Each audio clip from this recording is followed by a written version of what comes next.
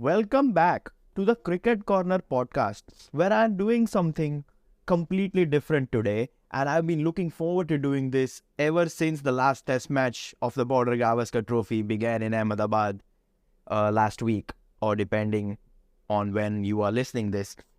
So today, I've pulled out the Indian team and listed down all the players who have played from Test 1 in Nagpur to Test 4 in Ahmedabad and given them a rating out of 10.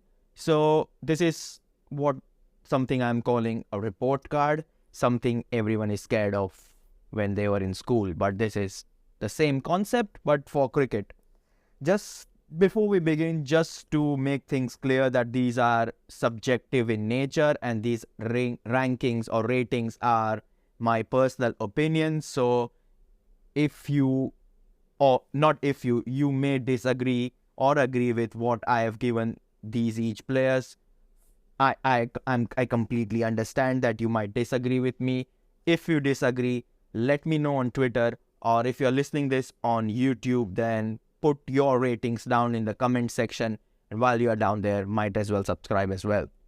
So the order in which I am going to rank these players is the Indian batting order. So I'll start with the openers and then go down towards the tail enders, give them a rating out of 10. That's how things work. We'll briefly talk about a player or two here and there and why they deserve the rating which I have given them. So let's get started, and we begin with the captain himself, Rohit Sharma. So Rohit Sharma, like a majority of the Indian players on this list, played all four of the test matches in the Border-Gavaskar Trophy. And let's be honest, he was all right. Sorry.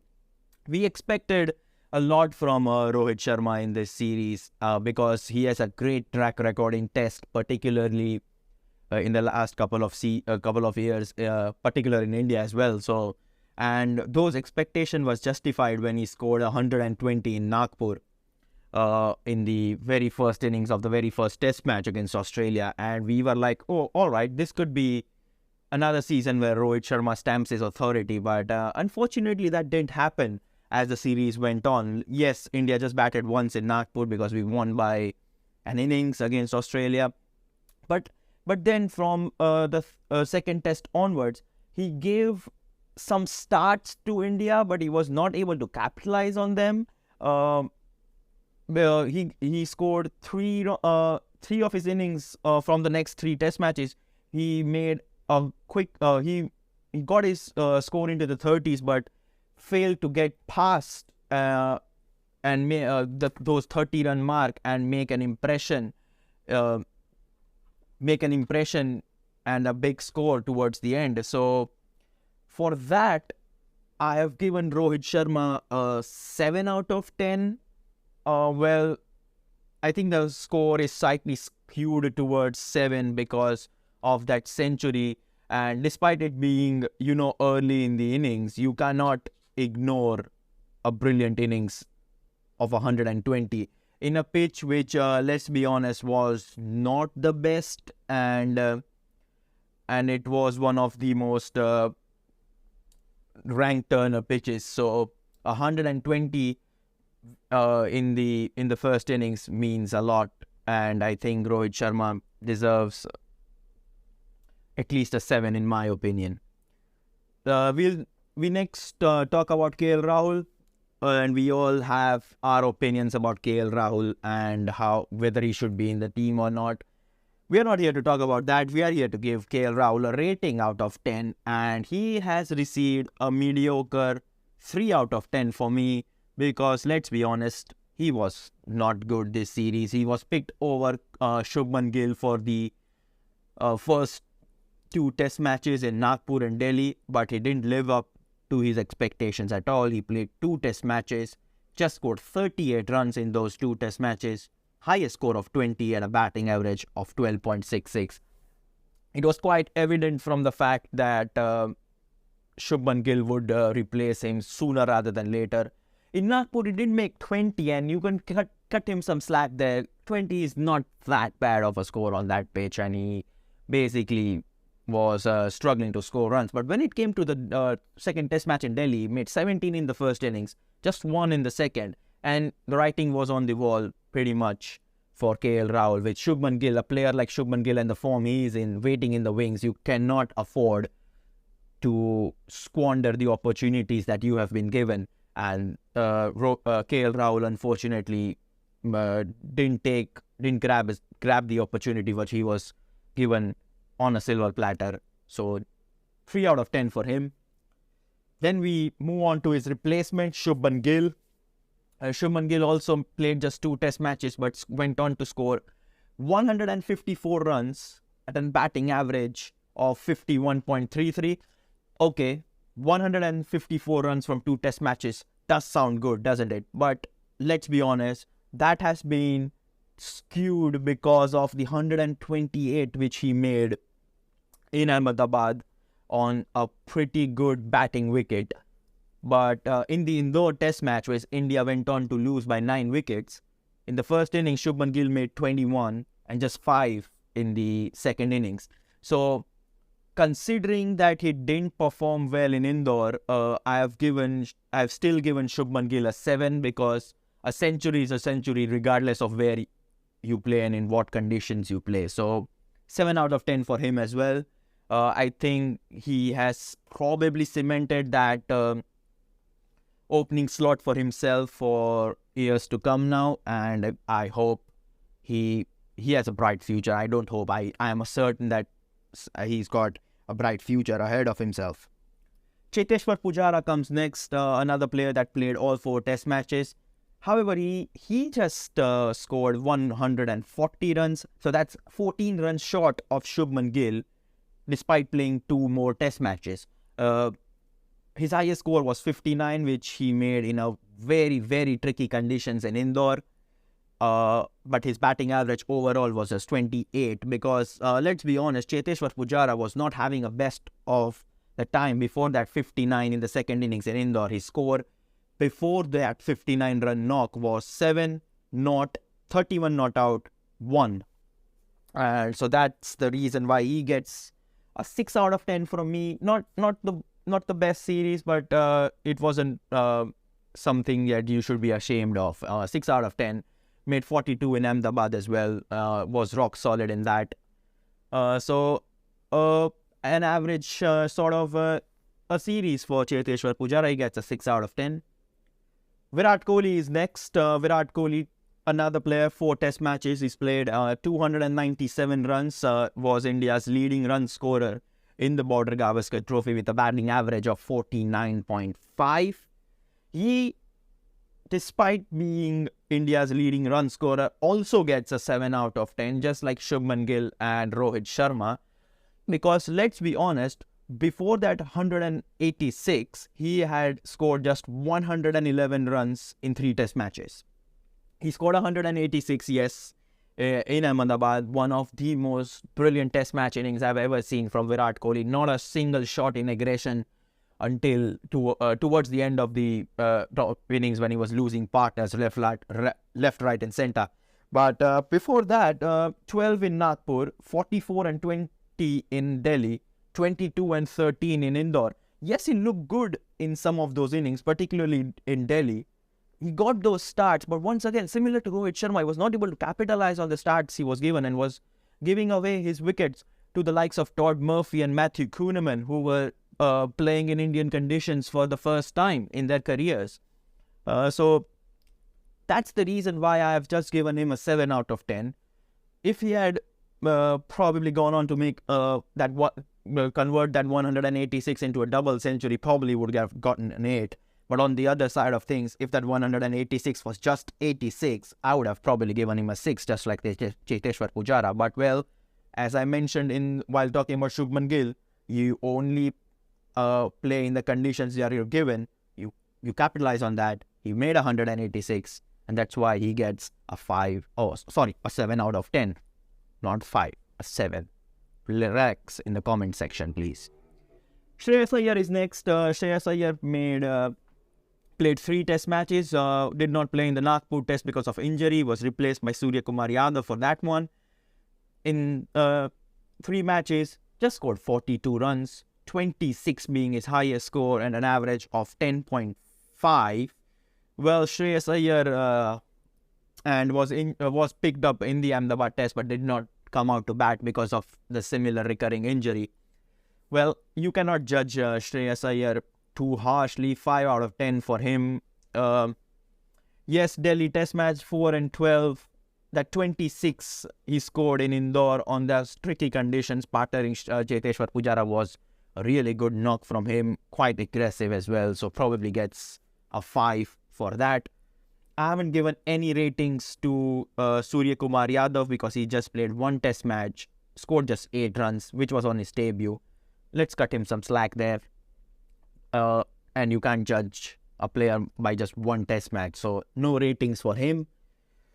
Then we move on to Ravindra Jadeja. Ravindra Jadeja has had an excellent Border-Gavaskar Trophy. He, alongside Ravichandran Ashwin, which we'll talk about later, were the joint man of the series for this Border-Gavaskar Trophy. So Ravindra Jadeja, 4 test matches, 135 runs with an average of 27, but more importantly, 22 wickets picked, with 7 for 42 being his best figures in the series.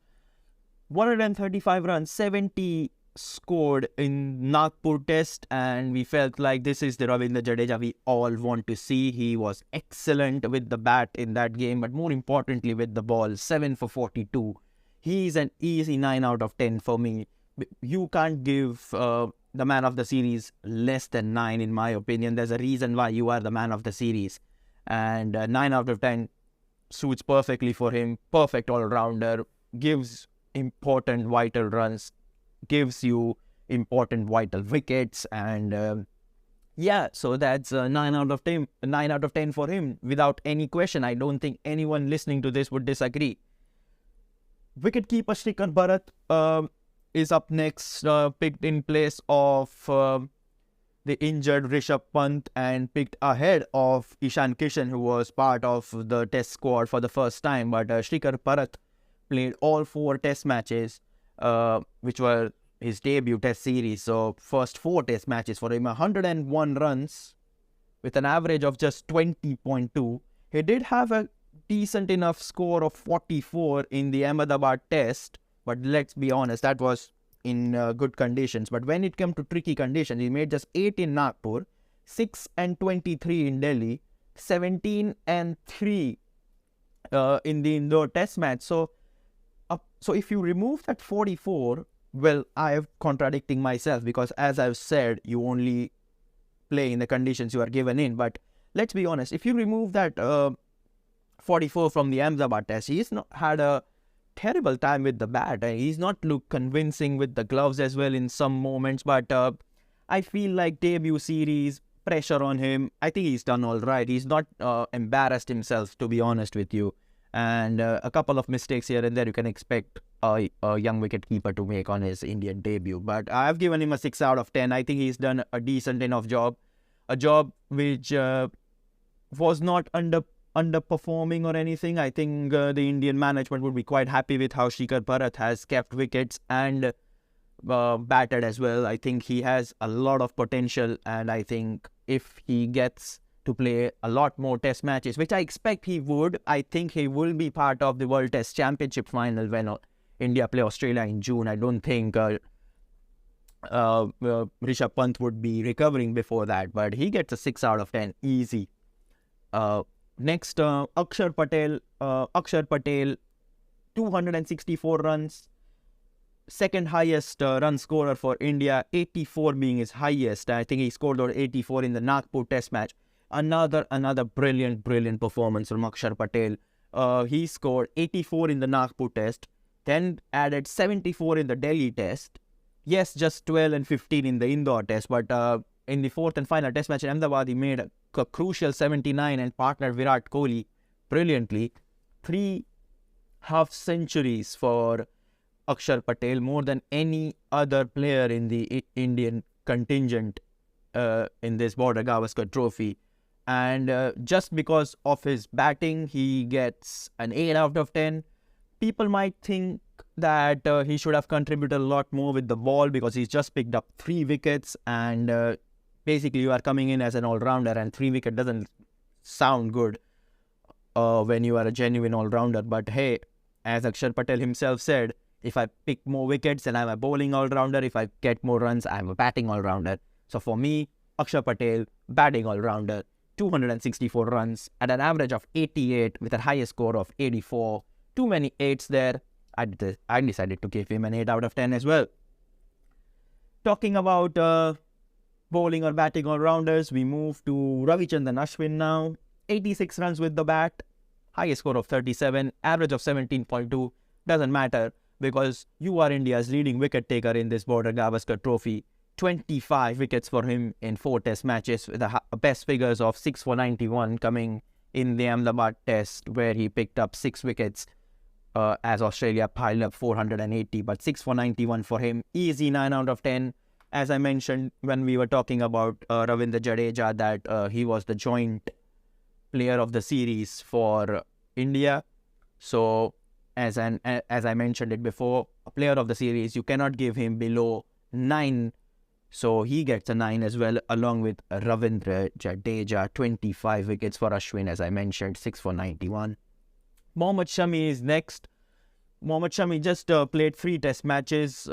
He took 9 wickets, but he still gets a decent 7 out of 10 from me because he made a great contribution of 37 runs towards the early stages of this series, picked up 9 wickets, 4 for 60 being his best, and he troubled the Australian batsmen during the early stages of test matches, to be it Nagpur, be it Delhi. He was all over the Australian top order. The likes of Usman Khwaja and David Warner really struggling to contain him, and the way he bowls great line and lengths, and he shows his quality regardless of the wicket. It was a turning track, but still you pick up 4 for 60 and being the pick of the Indian bowlers despite being a fast bowler and not a spinner. Hats off to you, Mohammad Shami. Take that 7 out of 10. Mohammad Siraj next. Disappointing season for Mohammad Siraj, let's be honest. Just 1 wicket for him. 4 out of 10. Not a lot to talk about. Umesh Yadav is the final player. 2 matches played. He did score a quick fire 17 in the Indore test match. But he picked up 3 wickets, 3 for 12, and he was reverse swinging the ball, bowling with his heart out. I think Umesh Yadav still has something to offer this Indian bowling unit.